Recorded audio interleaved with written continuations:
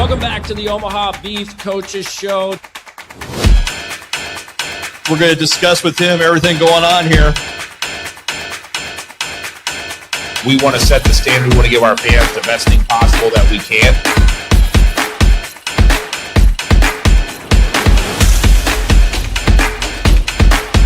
God took me from the Carolina Cobras to the New York Yankees in about 2 days.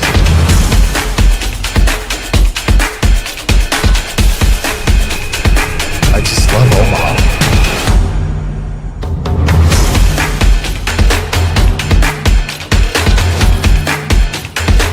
We're going to be here every Monday night, 6 o'clock, GOOSE'S, downtown Papillion. Let's get this started now.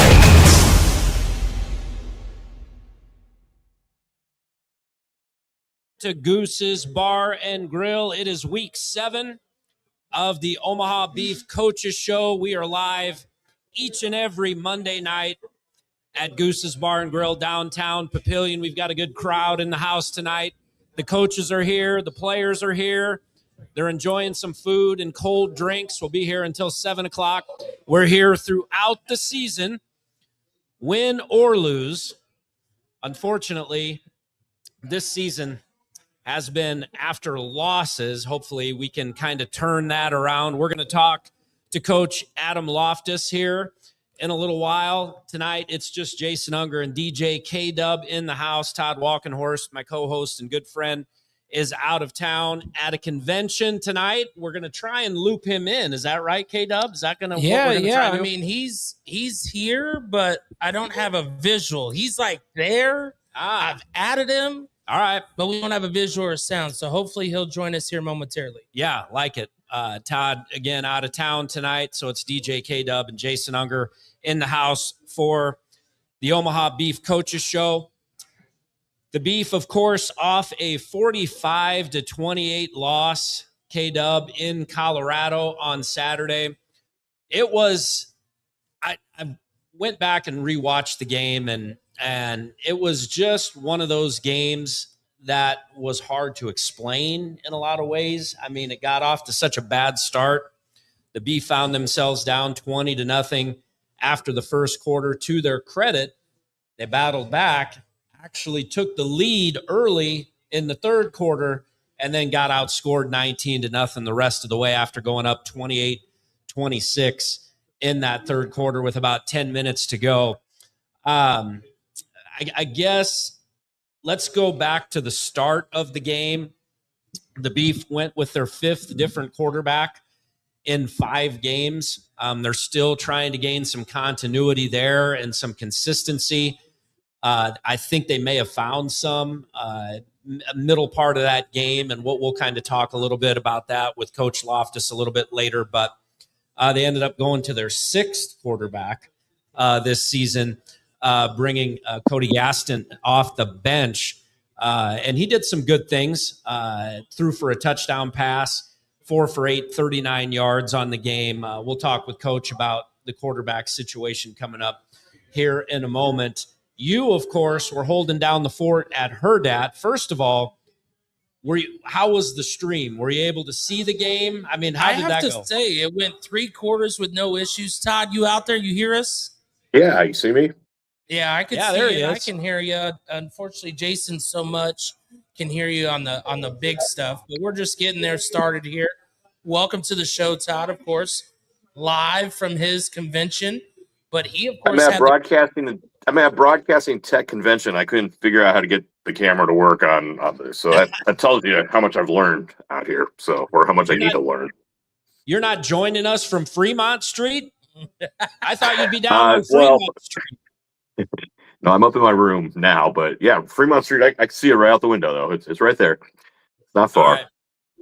Well, Herdat Sports, we held it down with a good crowd that took a little beating, of course, just as you're explaining through the game, but they stuck it out.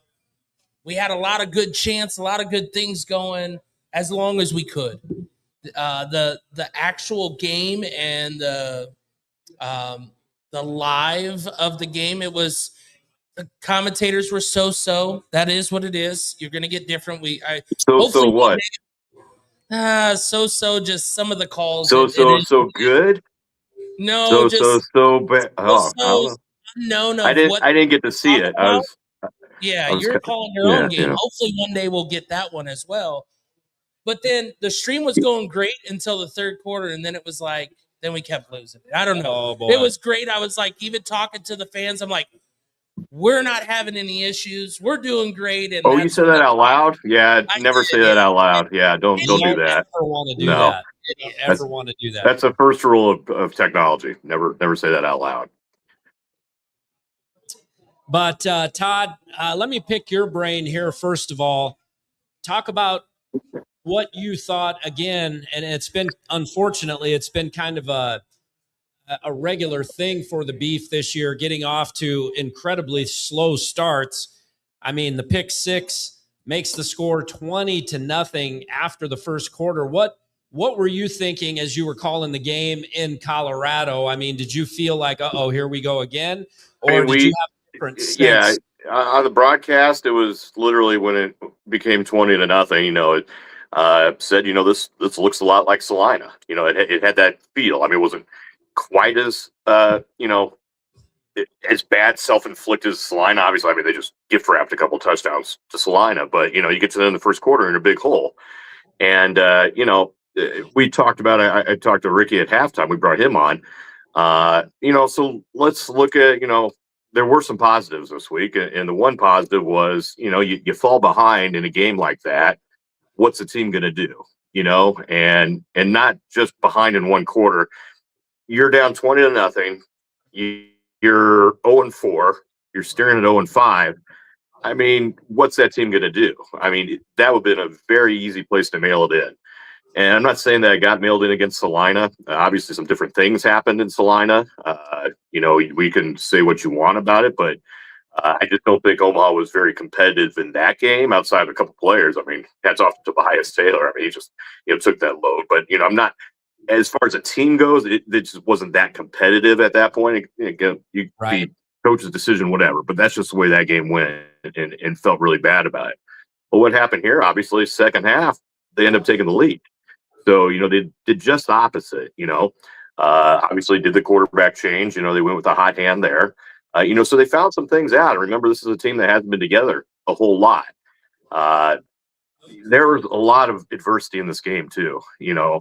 And, you know, I'll talk about it, I guess, because I don't think I could well, I don't care.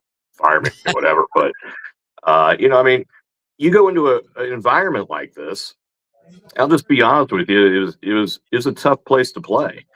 You know, the field was not laid properly when we got there. Okay. They had players from both teams having to go out and move the field to get into place. You know, Yeah. they didn't have the proper times for warm-ups because of that. You know, it's so tough to play these games on the road to begin with, but then just to not even have it accommodated for you professionally, so you can focus on the game. To me, that's ridiculous. It's inexcusable, but, you know, I don't have much to do with that other than I can talk about it and say that right now. I'll say that for a lot of people who I know probably can't say that out loud. So I'll say that it's ridiculous, and unfortunate at the same time. I mean, it was, you know, stuff that shouldn't have to happen. But I bring that up because, you know, the players, you know, they had all that too. Again, it was so easy just to let this game get away, and they did not. So I think we learned a lot about the team. You know, you can look at Fishane too. There's a little, I can tell you there's rules made up in that game that were explained out loud. I'm dead serious. I mean, I wrote the rule book for the NAL, and I've been around in Fishane. I've never seen an invert whistle not kill a play. I mean, that's just the rule, period. I don't care what level you're at. But their rule was the offense gets to choose whether to keep the play or play it again. I mean, that's absolutely nowhere. I can tell you that right now. Again, I can say this stuff out loud.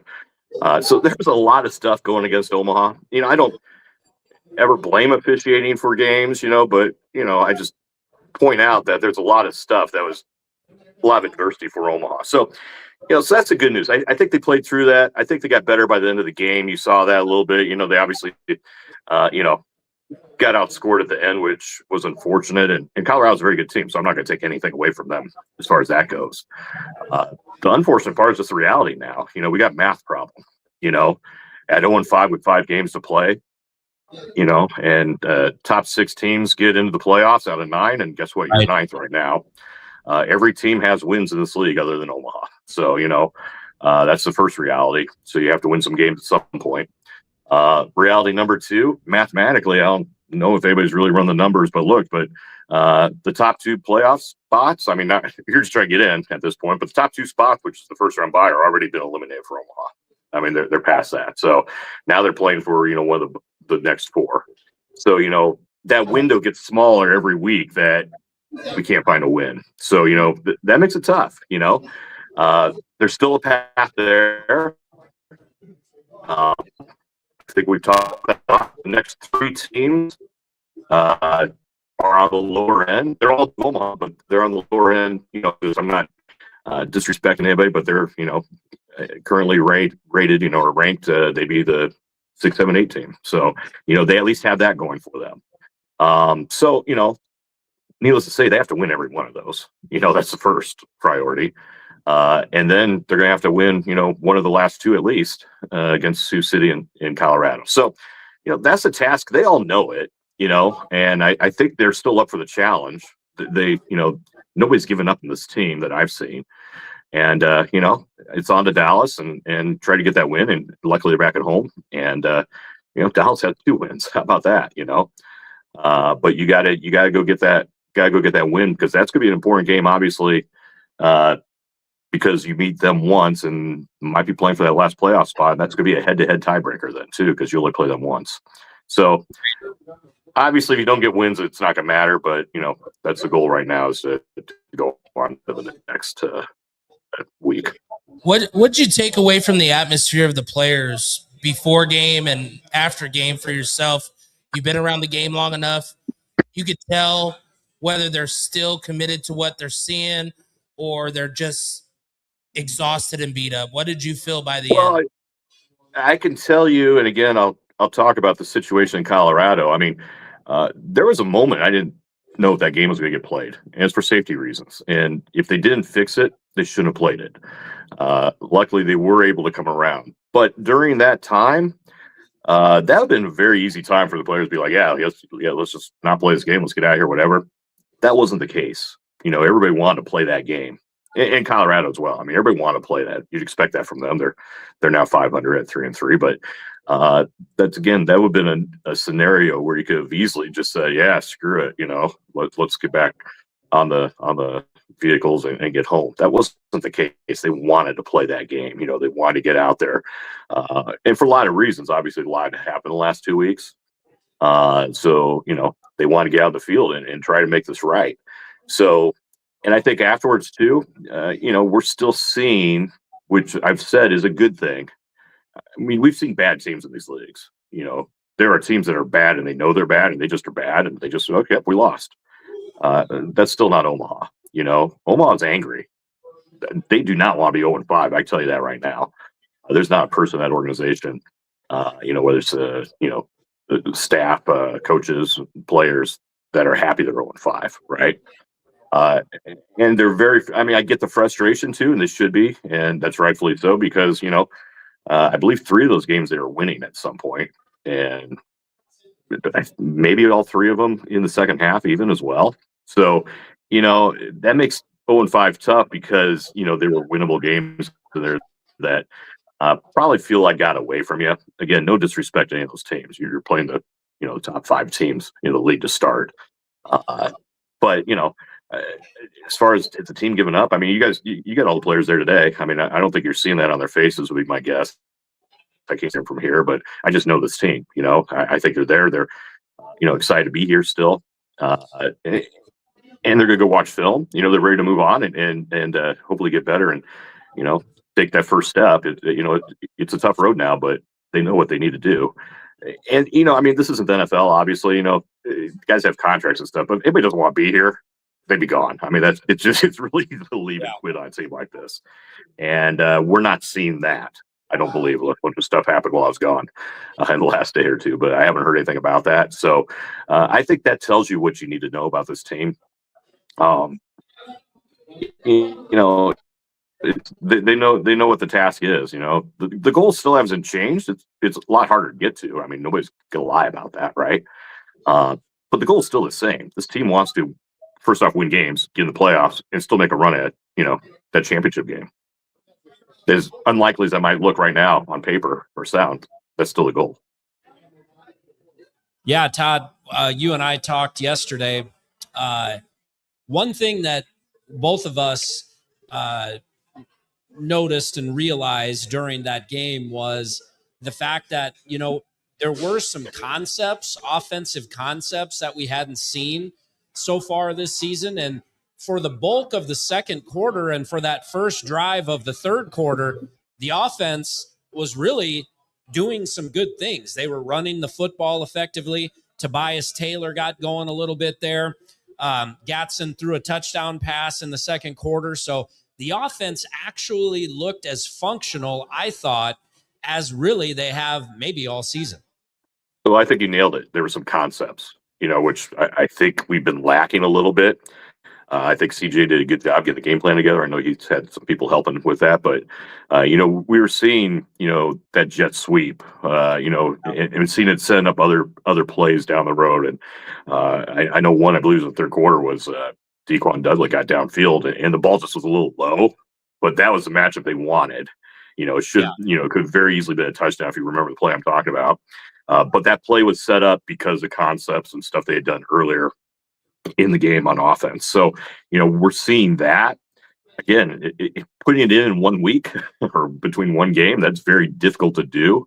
But we're seeing them improve over there. I know that's their goal. You know, me personally, I like to see a couple more draws and screens, probably just to, you know, keep that defense a little more honest. But if they want that advice, it's free for them. But you know, they've called a lot more plays than I have. So, you know, that's really up to them on that. But, you know, again, you can only put so much in week two.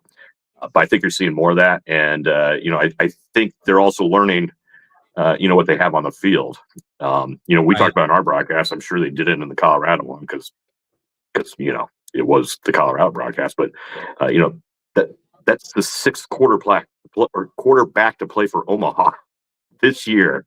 6 in 5 games. Think of that. I'm not just talking somebody came in for one snap and we counted that. No, 6 guys played legitimate time at quarterback for Omaha in 5 games. You know, obviously that's not a good thing. But, you know, hopefully that number doesn't keep going up. I don't think it will now. But it's really tough to find some consistency when that's going on. Well, and don't forget 3 centers as well. And those are the we know. What do you think they were able to find with success with Kobe that maybe Gio was not finding at the very beginning? Do you think it's just the consistency together? They both had very limited time of practice. It's kind of rough to throw you out there to the dogs. Well, I mean, you know, I haven't gone back and watched the film. I usually do, so I won't give a specific as far as, you know, Sanders versus you know, Gatson on that. But I will go back to again what we've asked, you know, players like that and our coaches now to do is a real heavy lift, right? Hey, just come in. We're, you know, 0-4. Just come in here and just, you know, and we're scoring 21 points a game. Let's just, you know, hey, go score a bunch of points now, move the offense and win games. I mean, you know, it doesn't fix quite that easy, obviously. You know, I know, you know, he probably put a lot of pressure on himself too. I'm sure everybody did. He wants to come in here and win games. I know that, you know, he wants to get that done. So I don't know if that went into it. I want to go back and look a little bit, just, you know, the kind of pass protection you talked about, the offensive line. They did a pretty good job. But, you know, if that forced anything on there, it's still a makeshift offensive line. I mean, we had David Ross playing and doing a good job, actually. I don't think I called him out once. So, I mean, but, you know, when you look at him, what is he, 220, 225? He's, you know, on the offensive line next to Junebug. I mean, it's obvious, you know, which guy doesn't belong here. I don't mean that in a bad way, but that's just not his normal playing position, obviously. Not ideal. So, you know, you're dealing with stuff like that, which makes it difficult too. but again, he did a heck of a job there. You get a solid offensive line. I believe he is off IR. I hope he's ready to go. It sounds like he's going to be. And you get 3 legitimate offensive linemen up there again. I mean, that's a big deal. I mean, you can't just pretend it's not. And then the matchups that you talked about, having an actual center, which Patrick will go back to the center position.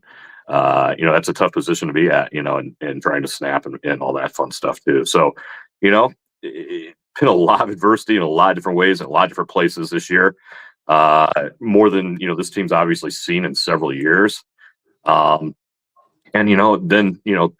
not getting a whole lot of good luck either. I should say, it seems like anything that kind of could go against them kind of has. And, that happens. That happens to the best teams. I mean, we've seen that at every level. I've been a part of that with other teams and other leagues. And, that's why you play the games, right? Again, goals this week to go and try to find the win, start this week. Yeah, I mean, the good news is it feels like forever, but the good news is we're going to be back at the Slaughterhouse on Saturday night. It's been, it'll be 3 weeks since we had been there. The last time we played was the loss to Sioux City there. I mean, I guess a silver lining in an 0-5 season is the fact that, you get to come home and play in front of the home fans against a team where I think if you feel like you can play up to your capability, you have a good chance at winning. But talk about what it's going to be like to be back at the Slaughterhouse this week in front of the home fans and what kind of bump that might give the guys as they return back to their home field. Well, I mean, players obviously, like playing at home, especially our home field advantage, right? You obviously have the crowd. They play off the crowd. For me personally, means actually having a radio spot, to broadcast from. That's kind of nice. That doesn't seem to happen these road games for whatever reason. We've gone to 2, and it's a surprise apparently we were there, even though we talked to them all week. And not one league rule was followed as far as broadcast goes in this league. I say that out loud too. But so for us, it'll be nice. We know we have a place to sit. Yeah, exactly. All the game and bring it to everybody. But obviously they haven't won at home yet either. So but it's a lot easier. You know what you're dealing with. We know the operations are going to be in place, so the players can concentrate on the game. So that's a little bit easier for them too. But this Dallas team, I'll be honest, I think they're performing better than I expected. I can say that. I mean, I don't think that's an overstatement. They've got 2 wins, but the one thing they are doing, and I haven't seen a lot of them, and we'll see a little bit this week, and I'll try to watch a game probably of them before we play them, but they're scoring points. I can't tell you why or anything, because again, I haven't watched many of their games yet, but I can look on paper and see the scores, and they're scoring points. So, Omaha's given up a lot of points, so, I mean, we can kind of see real quick right there. That's the goal this week, is to find a way to keep them, hopefully under probably 30 points would be my guess is where they need to be. And then Omaha needs to go find points. They scored some this week. They got above their average. I think they're averaging 21 going into the game Saturday. So get some efficiency on offense, and, you got to get a couple of stops against a team like Dallas and go from there. And the other thing they did better this week, I mean, they still were on the wrong end of it, but you got to protect the ball. I think it's 2 turnovers, if I remember correctly. And, you still get plus on that. They haven't been able to do that yet. But they were, they weren't also just putting the ball on the ground. We're seeing a lot of loose exchanges and stuff in previous games. Didn't see as much of that. So I think that they're cleaning that up a little bit too. So that's something you got to keep doing as well. You can't give away possessions in this league or any league. Right. Well, Todd, we want to thank you for joining us tonight. Of course, you're pulling double duty in Vegas. We appreciate you joining us tonight on the broadcast remotely here at Goose's Bar and Grill. We're looking forward to seeing you back in the big city this week. Just make sure you still have enough money in your pocket to make it home. I mean, there's been many people that end up in Vegas, and unfortunately, they don't have enough money to make their way home. So make sure whatever you do, Well, I've come aside and make your way back. Learn the trick. Learn the trick is prepaid parking at the airport, because then you at least get your car back when you're done. Right. So you at least got that out of the way. So I think I can get home. I like it. So, all right, we'll catch you guys Saturday, and remember, Blessed Country 106.5 if you want to listen to radio if you can't get out there, and then NAL Network. So appreciate it, Todd. Thanks for joining us tonight, buddy. We'll see you soon. Thanks, Todd Walkenhorst, for joining us tonight via remotely. Here we're at Goose's Bar and Grill. It's the Omaha Beef Coaches Show, Week 7.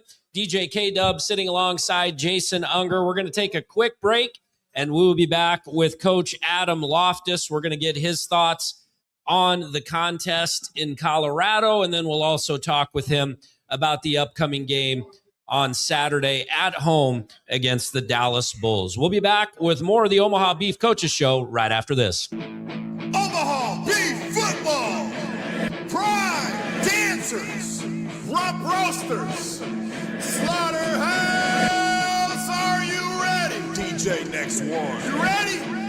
3, 2, 1, go!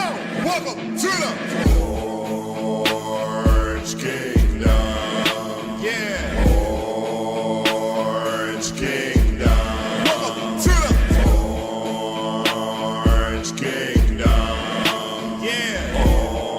Orange Kingdom.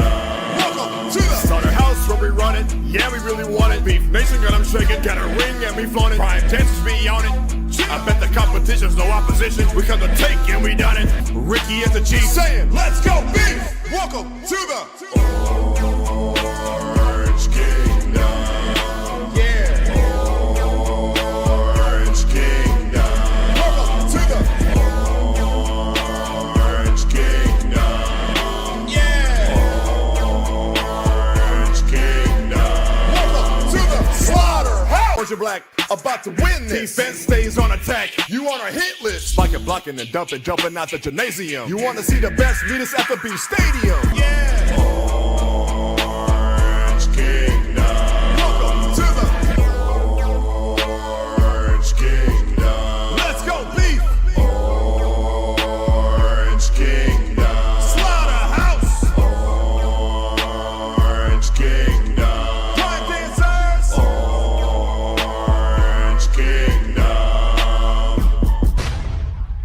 Let's roll, baby. Welcome back to Goose's Bar and Grill in downtown Papillion. Jason Unger, DJ K DuB. We are glad to be joined by Coach Adam Loftus. It's the Omaha Beef Coaches Show after all, so we have to make sure we bring the coach on. And we talked last week, Coach. I mean, it would be a difficult situation for anybody to be put, in the situation that you were put in. Defensive coach elevated to the head coaching position during the bye week. Obviously, it was a bye week, so you have a little more time, but I'm sure not enough time to really feel like you have a firm grasp on how everything's going.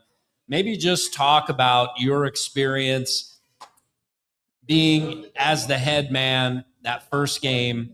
Talk about how you felt things went and how the guys responded. Well, we had a good week of practice. We elevated some of our competitions and stuff like that during practice to make it as competitive as we could. So When we got to the game, it wasn't, a big shock. I wasn't too nervous, which was kind of good going into it. I had to do a couple more things that I wasn't used to, meet with the officials beforehand. And then on certain challenges and stuff we had, I had to make sure I was out on the field, making sure I'm getting explanations as well. Had to pay a little bit more attention on offense. I thought CJ did a pretty good job for his first game on the field, calling everything. We got some things rolling, still some stuff to clean up. And need some more plays off of plays and a couple different wrinkles in the game. But sure, like you said, it's one full week of practice before a game's not enough, especially when you're starting to, incorporate some more pieces and stuff. Yeah, definitely. And of course, the game did not get off to a great start. That opening drive, I felt like you had them stop maybe three different times. And then, they end up scoring. They take, I think half the quarter. I think there was like 7:30 left on the clock by the time that drive was over. It was a long drive. They did live the fourth double fourth down. They lived the Right. Colorado double fourth down rule. Right. That happened. We watched it happen. And Todd talked a little bit about, some of the calls that happened, especially early in that game. And I thought during that first drive, there were obviously a couple of questionable calls. And I mean, you never know how a game's going to play out, but you get a stop there and you could have a completely different outcome. I mean, I just talk about how frustrating that was for you. I mean, I don't want to get you in trouble, but there were a couple of calls. K-Dub mentioned the fourth down call, the inadvertent whistle. I mean, we can go back and forth for hours on it, but just talk about, how you had to overcome, especially that first drive, because that had to be incredibly frustrating. So biggest thing I preach on defense is when you can get off the field, get off the field. Right. We extended a couple of their drives just throughout the game on some penalties that I don't necessarily agree with. Some of their sidewalls were very uneven. So when we reroute a receiver, they trip over a wall and then we get called for either illegal contact or pass interference, which I don't, like I said, don't necessarily agree with.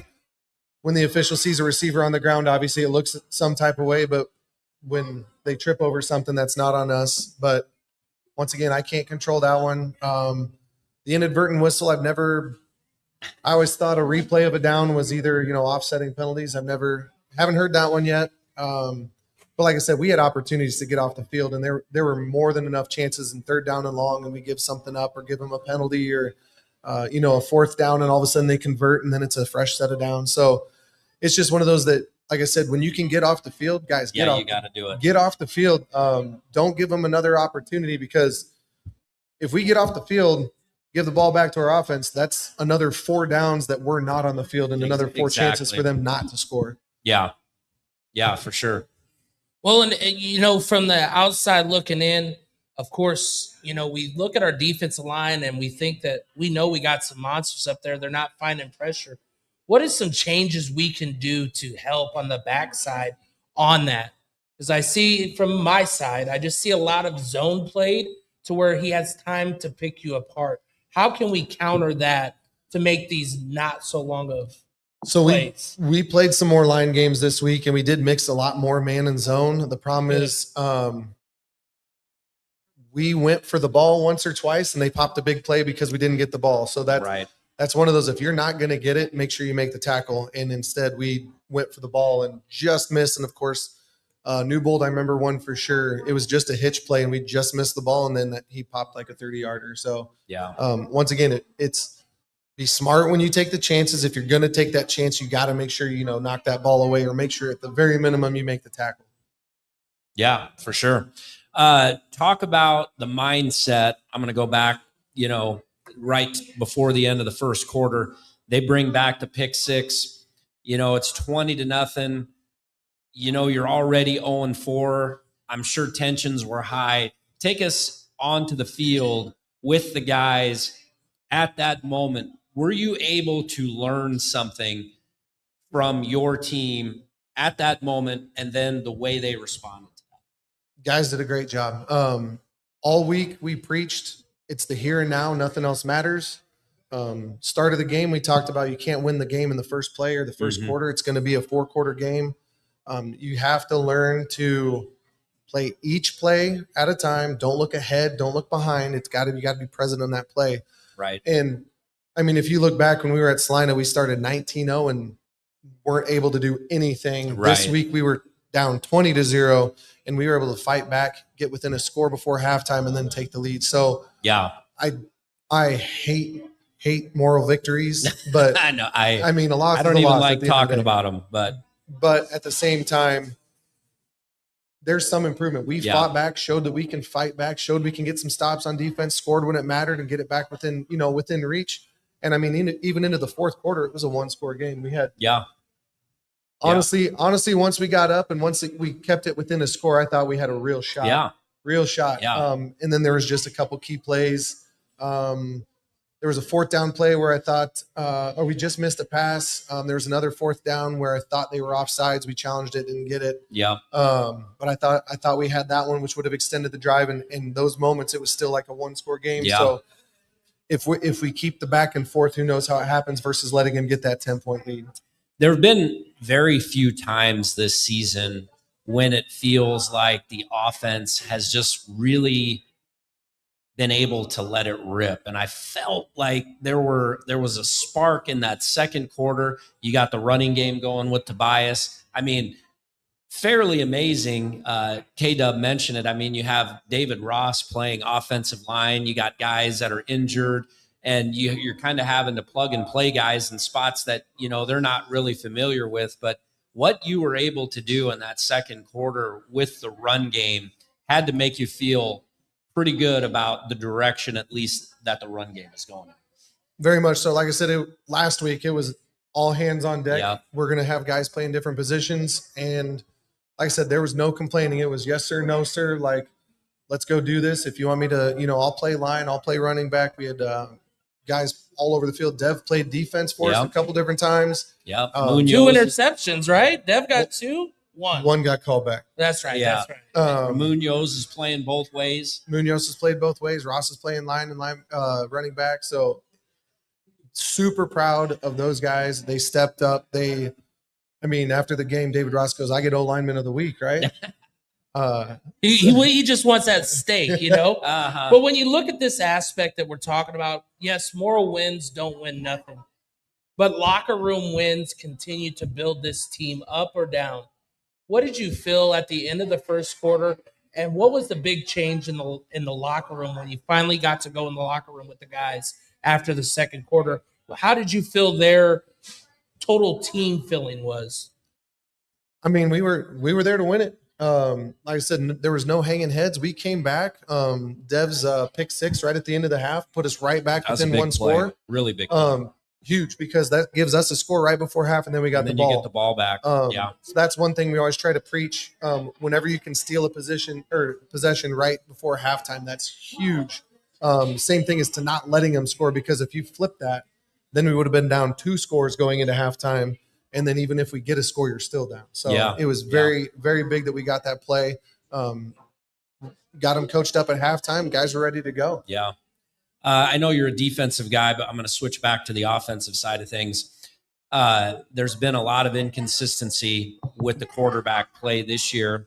I know you haven't started this week's practice yet, so there's a lot that's going to go into the game plan for Dallas. But how do you feel tonight here with your QB room right now? Are we going to be able to maybe see some more consistency as we move through these next handful of games, which obviously we know are must-wins?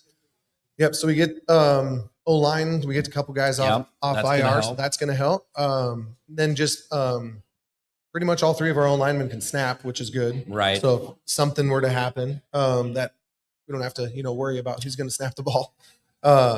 But yeah, definitely looking for more consistency. Like I said, looking for plays off of plays. We took a good step forward in being successful, but now we need a couple more wrinkles off of stuff we already do just to keep other defenses off balance so they can't load up against the run, get a couple more play action passes, maybe some misdirections and things like that. Yeah. I'm glad you brought that part up, because, of course, that leads in the second half, right? Like, we couldn't find the end zone. What do you think we lacked in that second half to find able to get into the touchdown? So Colorado made some adjustments after that first drive in the second half. And like I said, we just need a couple of those, I call them if-then situations. So if they're going to do this, then this is our counter to it. So we just need a couple more of those things, which we'll rep in practice. We're rebuilding the playbook, since the bye week. You can't install, 80 plays all at once. This is what our base stuff's going to be. And then, like I said, you start building those wrinkles off of your base plays and then give looks that are similar. So once they think one thing's coming, then something else happens. Talk about the defense. I think it's really easy to say, I don't know how well the defense really played. They weren't able to get a stop late in the game when they needed them. But, Colorado has some talented dudes, man. You got Newbold out there. You got Woodley, who seems like he's like 6'8", running routes out there. How do you feel as far as where the defense is right now, and have we seen their best yet? I mean, I have to feel like you feel like one of these games, everything's going to come together for you guys, and we're going to see the true Beef defense. Half step on a lot of different things. Yeah. Like I said, you're in position, got to make a play. In position, they get a catch. One half step, and they catch one on an out route when you thought he was going to go in. Yep. There was a couple plays that we looked really good, got some knockdowns, pretty much all across the board. I know there's a couple times even I thought there was like either a post route or a corner route. And I was like, oh, shoot. And then TDG got one. Perkins got one. TJ had a couple that knocked down really good. So once again, we got to string those great plays together. It's like, that's a great play. Let's have another great play. The problem is we do great play, bad play, then great play, great play. So it's just consistency overall. Yeah. And Colorado really didn't make an effort to run the football, but I thought when they had an opportunity to run the football, you guys held up pretty well against the run, I thought. Yeah, they over the last couple games, they're very pass heavy. Right. They run it to keep you honest. So that's one of those things that you got to respect it. Yeah. Make sure you shut it down, because the last thing you want is for them to be able to run and throw all over you. Right. But we did a good job against the run. We've done a decent job all year, kind of bottling people up that way, and then we just got to clean up the back end. Like I said, we're in position, just got to make a play. Yeah. How would you feel the locker room ended after the game with accountability and maybe helping each other continue to build what the locker room needs is everybody on the same ship? Were there people taken accountable for their own stuff that they could do better? How did you feel that prepares you for this next week's game?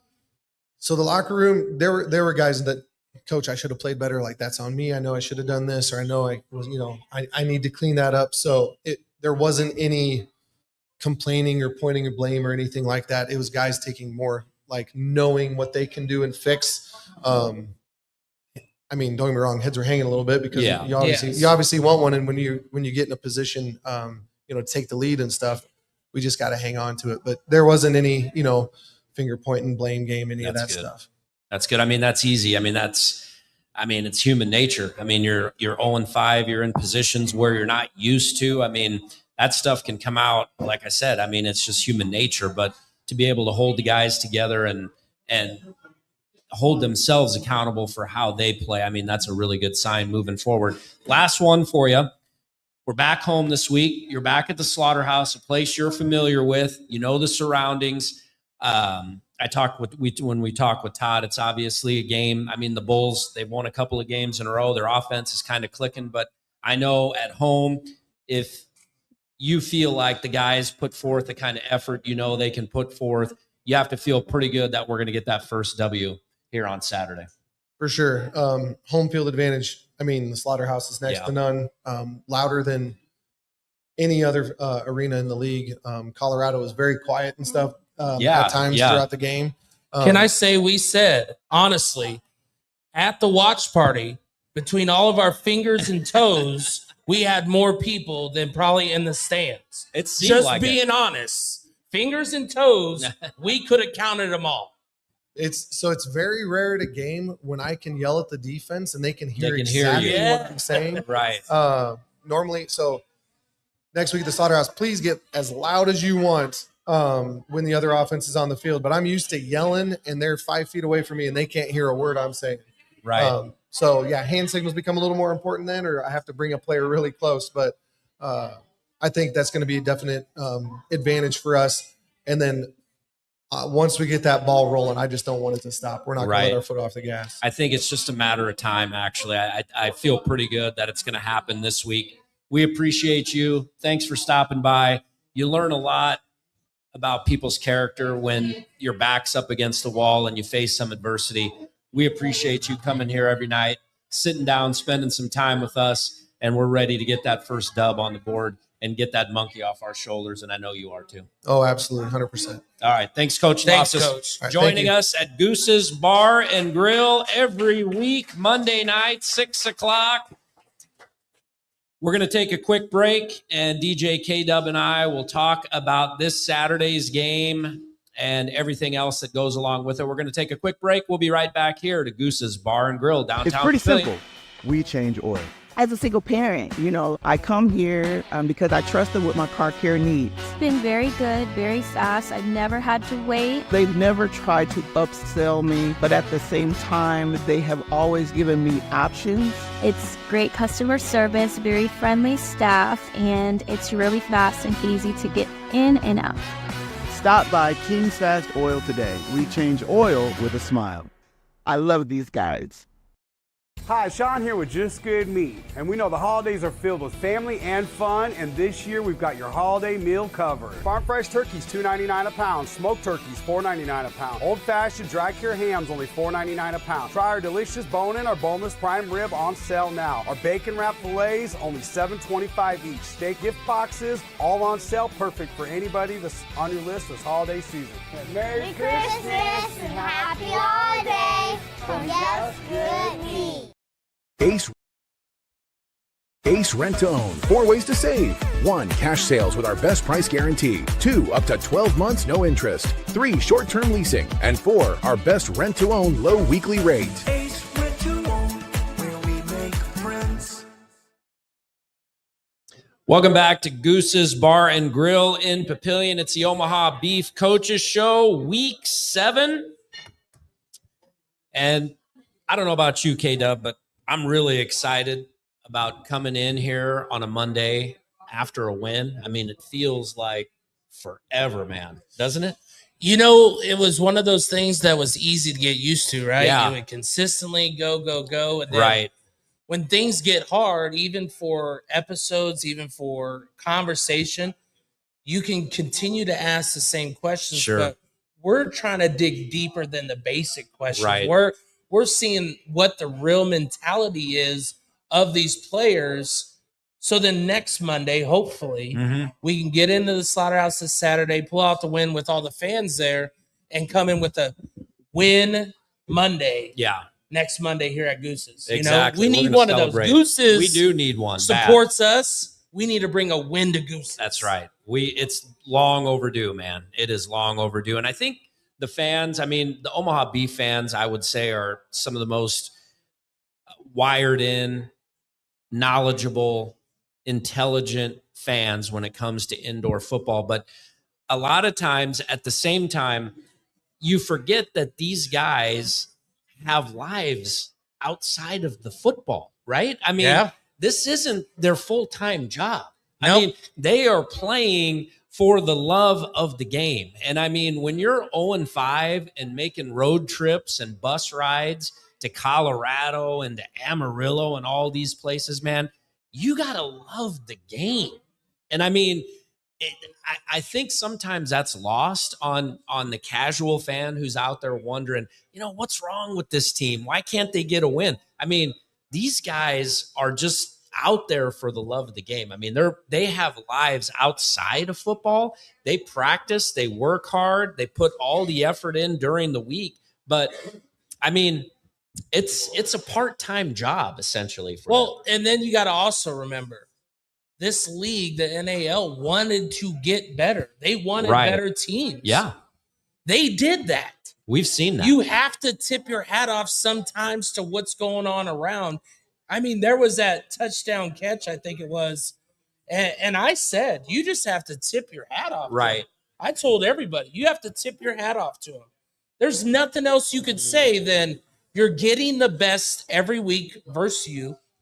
That's People right. have been fiending for this. Colorado hasn't beaten them in 3 years. Yeah. They are fiending for this. I know it. And it's not taking away anything from our players because they are too.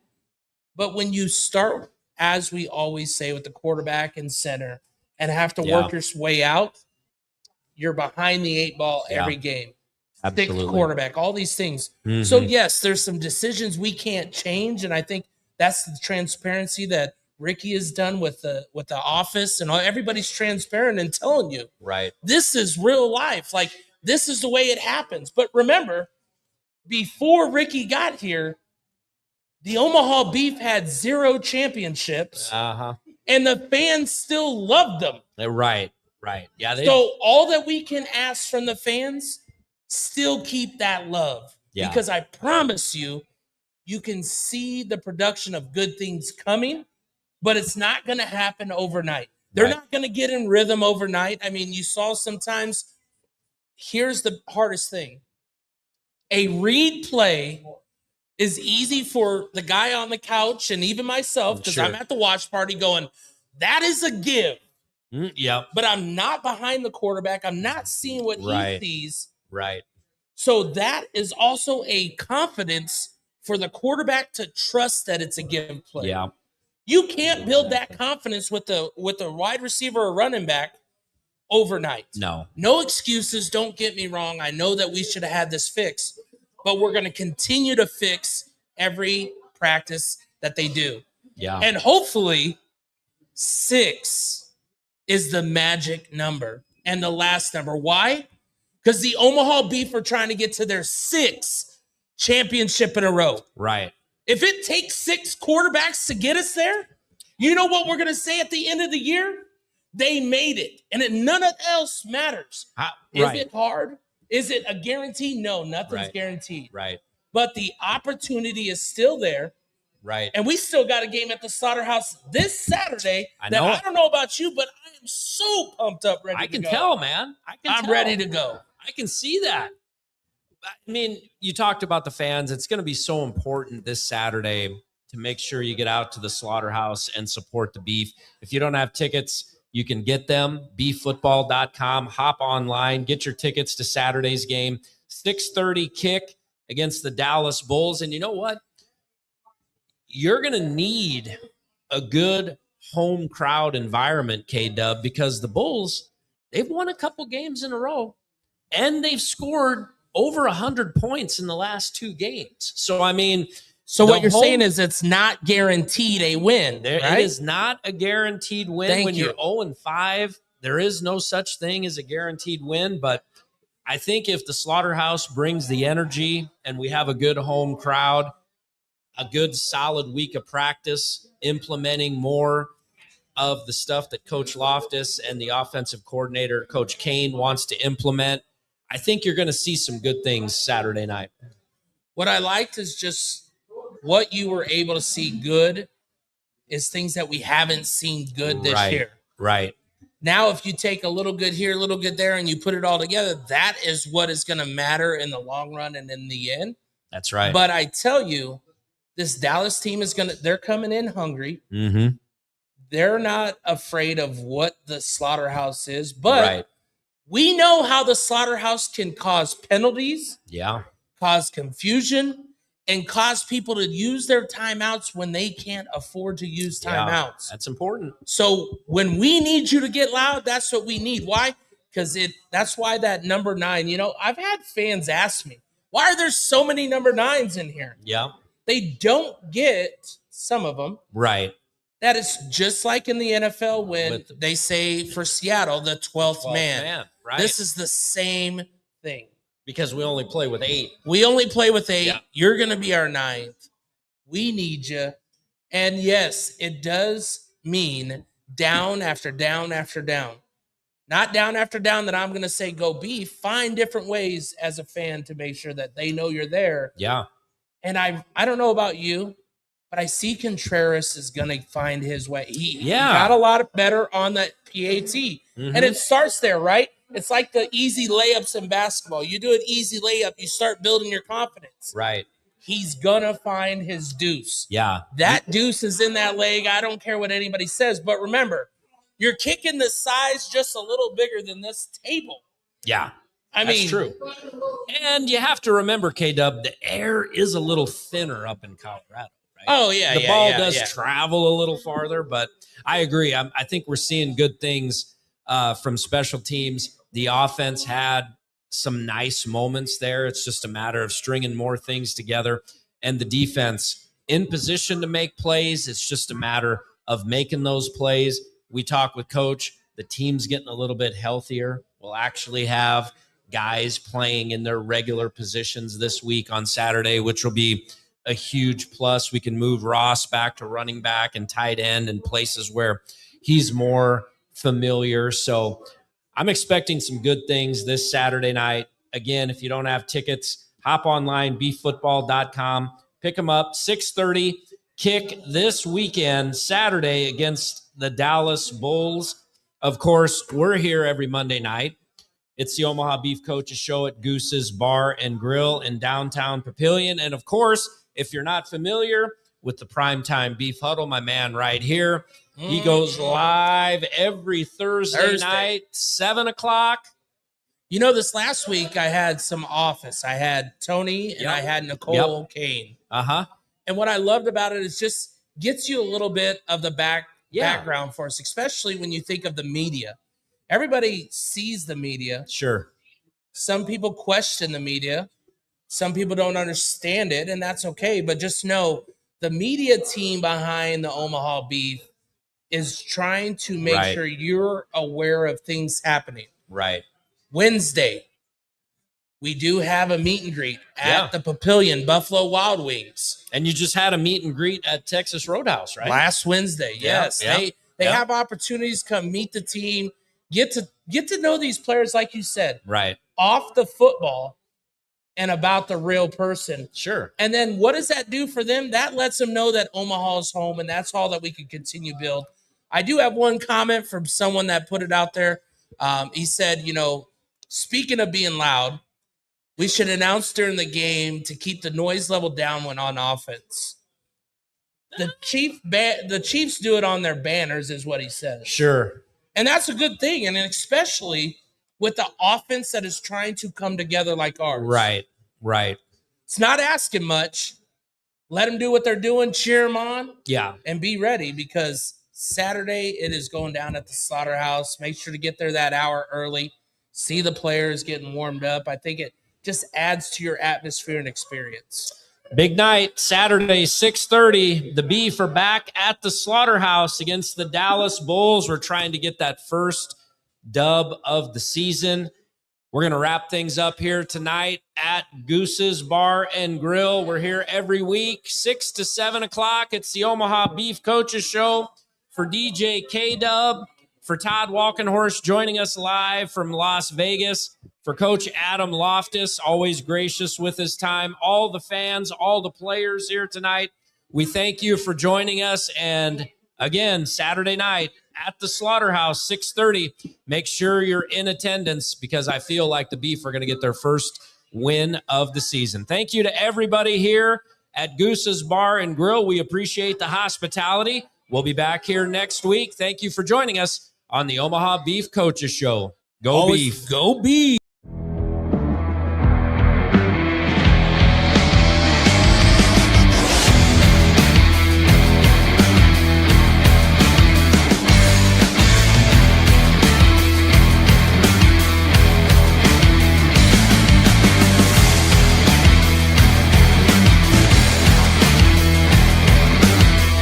The standard is the standard.